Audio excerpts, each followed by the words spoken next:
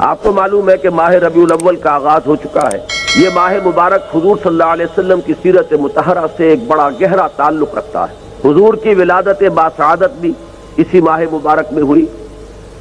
اگرچہ تاریخ کے بارے میں اختلاف ہے۔ حضور کا انتقال بھی اس ماہ مبارک میں ہوا، اور وہ متفق علیہ تاریخ ہے 12 ربیع الاول اصل میں حضور کا یوم وفات، اور اکثر محققین کی رائے یہ ہے کہ آپ کا یوم ولادت جو ہے وہ 9 ربیع الاول ہے۔ یہی وجہ ہے کہ مجھے یاد ہے کہ ہمارے بچپن میں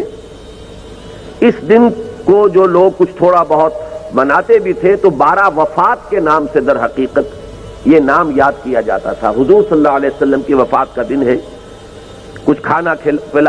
پکا کر کچھ غریبوں کو مساکین کو کھلانا،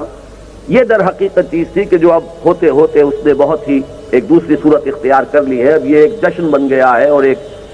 عید کا سا سما، بلکہ واقعہ یہ ہے کہ جو اصل 2 عیدیں ہیں وہ کہیں پیچھے چلی گئی ہیں، اور یہ جو 2 عیدیں ہم نے ایجاد کی ہیں، ایک عید میلاد النبی اور ایک عید استقلال، اگر ہم جائزہ لیں تو شاید یہ 2 جو ہے زیادہ فور گراؤنڈ میں آ چکی۔ لیکن یہ کہ جہاں تک آپ کی ولادت اور آپ کے وفات کا اس ماہ مبارک میں ہونا ہے وہ ثابت ہے۔ مزید برآں حضور کا ورود مدینہ منورہ میں بھی ماہ الاول میں ہوا ہے۔ اس پہلو سے اگر اس ماہ مبارک میں ہم سیرت النبی کے مطالعے کا ایک خاص موضوع رکھیں، کسی تاریخ کے تعین کے بغیر اس مہینے کی مناسبت سے سیرت مطہرہ پر گفتگویں ہوں، غور و فکر ہو،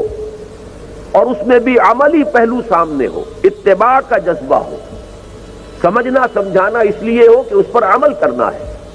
تو یقیناً یہ چیز ہمارے لیے بہت مفید ہوگی اور ہمارے بہت سے